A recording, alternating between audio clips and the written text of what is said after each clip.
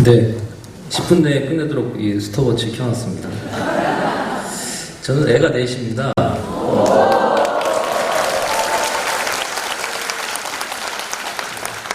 제가 국민을도 기사라고 불러주신 게 아니라 애가 넷이라서 불러주십니다. 첫째도 제왕절개, 둘째도 제왕절개, 셋째도 제왕절개, 넷째도 제왕절개가 왔습니다. 산부인과 교과서에 셋째까지는 있는데 넷째는 없다고 합니다. 그래서 상당히 위험했습니다. 그래서 연세대 세브란스 병원 앞에서 1개월 동안 오피스텔 생활을 했습니다. 저희 부부가 만약에 세속적인 가치관, 생명이 아닌 죽음의 문화를 선택했으면 우리 넷째 아이는 없었을 겁니다, 지금. 하지만 저희는 죽음 대신 생명을 선택했습니다. 그래서 그 아이가 지금 커서 6살이 됐어요. 집에 가서 반겨주는 거는 넷째 아이뿐입니다. 지금도 결정을 참 잘했다는 생각하고 있고, 그때 약간 멈칫멈칫했던 제가 어떤 때 보면 참 부끄럽다는 생각이 좀 들 때가 많아요. 그래서 더욱더 이 낙태 문제가 있을 때마다, 이슈가 있을 때마다 나와서 이렇게 말씀드리고 있습니다. 제가 산 증인입니다, 사실은. 네. 제가 오늘 말씀드리려는 것은 그 제목에 잘 나타나 있습니다. 태아를 죽이려는 여성의 자기결정권은 대한민국에서 무한정 보장받는 절대 권리가 아니다. 이게 제가 오늘 하고 싶은 말씀입니다. 몇 달 전에 이 자리에서 똑같은 그 낙태죄를 주제로 해서 토론회가 열린 거 혹시 아십니까, 여러분? 정반대의 토론회였습니다. 그 자리에서 무슨 얘기가 나오는지 한번 말씀드릴게요. 낙태의 권리를 세상에 이렇게 포장합니다. 임신 종결권이라고 표현합니다. 인부의 임신 종결권, 자기결정권, 평등권, 건강권, 이 다 이 용어 전략이죠. 한 생명을 앞두고 자신의 자기결정권, 행복추구권 중에 저 밑에 있는 자기결정권을 이런 식으로 포장을 해서 사람들을 선동하고 있습니다. 전인적인 결정이라고 표현하더라고요. 전인적인 결정, 깊은 고민에 따른 전인적 결정이 낙태랍니다. 저희 부부는 깊은 고민에 따라 아이를 낳는 전인적 결정을 했습니다. 어떻게 이렇게 가치관이 다른지 모르겠습니다. 이러한 선동을 우리가 반드시 막아야 됩니다. 용어 전략입니다. 반드시 막아야 됩니다. 임신 유지권, 출산 강제, 자기결정권, 뭐 이런 용어를 막 써가면서 자신들이 마치 평등권을 침해당하고 기본적 권리를 침해당하는 소수자인 것처럼 행사를 합니다. 그 어떤 분들 기억나시죠, 벌써? 비슷한 그 소수자들 계시잖아요. 부도덕한 성적 자기결정권을 마치 대한민국에서 무한정 보장받는 슈퍼 권리처럼 주장하는 사람들이 있습니다. 비슷합니다, 이 논리도. 태아를 죽이려는 자신의 의도를 권리로 포장해서 그거를 정당화시키려는, 법안을 통과시키려는 시도가 진행되고 있는 상황입니다. 네, 토론에 들어가도록 하겠습니다. 발자를 맡아주신 신동일 배정순 교수님, 홍순철 의사선생님께 깊은 감사를 드립니다. 발표 내용에 적극 동의하며 개인적으로 생각해야 했던 것들을 발제 내용에 부연 설명하는 방식으로 토론을 진행하도록 하겠습니다. 109쪽으로 넘어가겠습니다. 2번입니다. 심대한 기본권 침해 행위를 숨기려는 사람들이 있습니다. 현재 한국 사회에서 벌어지는 낙태 논쟁은 낙태를 반대하는 쪽과 찬성하는 쪽의 기본권 충돌처럼 보입니다. 그러나 좀 더 깊숙이 들여다보면 낮은 수준의 행복 추구권, 임신 중단권이라는 그 엉뚱한 권리를 말합니다. 그 행복 추구권이 절대적인 기본권, 비판조차 불가능한 절대적인 생명권보다 더 우월한 가치인 것처럼 포장하고 있는 상황이 현재의 상황입니다. 낙태 정치투쟁을 인권운동으로 전환시킨 결과입니다.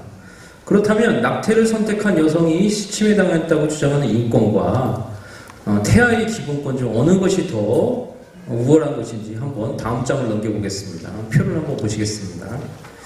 낙태 찬성론자와 낙태 반대론자가 주장하는 내용들입니다. 그리고 그 가운데 헌법에 열거된 기본권들이 있습니다. 그리고 맨 아래에 침해당했다고 주장하는 기본권이 있습니다. 표에서 110조 표입니다. 낙태 찬성론자들은 인간의 존엄과 가치를 낙태를 하지 못해서 침해당했다고 주장합니다. 낙태를 하지 못해서 행복추구권을 침해당했다고 주장합니다. 평등권을 침해당했다고 주장합니다. 사생활의 비밀과 자유를 침해당했다고 주장합니다. 혼인과 가정 및 보건에 관한 권리조차도 침해당했다고 거짓 선동을 하고 있습니다. 하지만 우리는 어떻습니까? 생명권 중에 생명권, 권리 중에 권리, 인권 중에 인권, 핵심 중에 핵심인 생명권을 박탈하지 말라는 겁니다. 인간의 존엄한 가치, 하나님께서 부여해 주신 절대 권리를 인간의 결정으로 침해하지 말라는 겁니다. 그런 거를 마치 임신 중단권 같은 용어 전술을 써서 합리화시키고 정당화시키지 말라는 것입니다. 위 표에서 볼 수 있듯이 기본권 충돌에서 여성의 자기결정권, 행복추구권만이 일방적으로 침해당하는 것이 절대 아닙니다. 낙태를 당하는 태아의 본질적 자유, 절대 침해해서는 안 되는 인권과 기본권이 매우 심각하게 침해당합니다. 이런 구조에서 여성의 기본권을 추구를 인정해주면 태아라는 상대방의 권리와 자유는 무참히 짓밟히고 박탈되게 되어 있습니다. 이것이 기본권 경합 구조라고 말하기도 어려울 정도로 생명이 걸린 단회적이며 절대적인 연결 구조에 있습니다. 어렵지 않으시죠? 지금 제가 말씀드린 거. 네. 아까 교수님께서 말씀하신 걸 조금 풀었고 우리 변호사님 말씀하신 거에 또 약간 살을 붙인 맞죠? 변호사님 지금 네. 부도덕한 자기결정권의 함정을 한번 말씀드리고 요약을 하고 마치도록 하겠습니다. 111초입니다. 잘못된 낙태합법화의 밑바닥에는 자기결정권을 무한정 보호해줘야 한다는 이기적 논리가 숨어 있습니다. 이 자기결정권은 112쪽으로 넘어가 있습니다.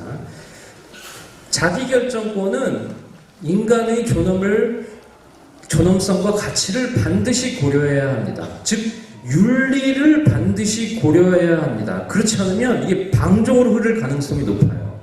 그래서 113쪽 보겠습니다. 인간의 존엄적 가치가 세 가지입니다. 인간의 본질적 가치, 자율성, 공동체의까지 표해 있습니다. 근데 동성애자들은 어떻습니까? 인간의 본질적 가치만 강조해요. 인간의 자율성만 집중 부각해요. 하지만 공동체의 가치는 무시합니다. 낙태 옹호론자의 입장 보겠습니다. 인간의 본질적 가치에서 여성만을 강조해요. 태아는 무시해요. 자율성 보겠습니다. 임산부의 자율성만 집중 부각합니다. 하지만 공동체의 가치, 인구 절벽이라는 위기 상황에 놓인 한국 사회의 공동체의 가치에 대해서는 완전히 무시해버립니다. 이게 바로 이기적인 자기 결정권이라는 거예요. 윤리가 빠진 자기 결정권, 이기적인 자기 결정권을 정당화시키지 말라는 겁니다. 대한민국 사회 발전에 하나도 도움이 안 되는 이런 이기적인 자기 결정권을 우리가 폐해쳐내야 된다는 겁니다. 네, 마치겠습니다. 1분 남았네요. 빨리 하겠습니다. 이제 남은 것은 입법전쟁입니다. 2020년 12월까지 심사할 책임이 있습니다. 더욱 깐깐하고 엄격한 법이 제정되도록 말입니다. 우리는 반생명 문화를 확산시키고 있는 정당, 어떤 정당입니까? 정당 있습니다. 어쨌든 정치인, 사회지도의 실체를 적극 알려서 선거를 통해 잘못된 주장에 대한 대가를 반드시 치르도록 하고 바른 가치를 표현하는 정당을 적극 지지해야 됩니다. 왕성한 생명중시 교육으로 가짜 인권과 이기적인 자기결정권을 외치는 선동에 더 이상 휩쓸리지 않도록 해야 됩니다. 10초 남았네요. 낙태 폐해를 공감하는 국회의원들을 설득하고 언론 홍보 정치적 실력 행사에 나가야 합니다. 114쪽 가겠습니다. 무엇보다도 발자신 분들이 지적대로 인부들이 사회 경제적 요인 때문에 출산을 포기하는 일이 없도록 임신과 출산, 산후조리, 양육, 주거, 교육활동, 사회안정망 꼼꼼히 구축해야 됩니다. 그리고 예외적인 낙태사회에 한다더라도 낙태를 옹호하는 급진적 페미니스트들이 질절 상담활동에 개입하지 못하도록 건전한 상담기관과 연결해줘야 됩니다. 제 개인적으로는 상담 의무기간을 10개월로 해야 된다고 생각합니다. 그럼 상담하다가 출산해야겠죠. 네. 아울러 낙태 수술이 높은 위험성을 있는 그대로 소개하고 다양한 사회적 정책을 소개해 인부가 살아행위를 하려는 잘못된 생각을 되돌리려 힘써야 됩니다. 이것이 국민의 생명을 책임지고 사회의 건강을 지키며 지속 가능한 사회를 유지하려는 국가의 자세다. 이 자리가 그 과정의 첫걸음이라고 생각합니다. 감사합니다.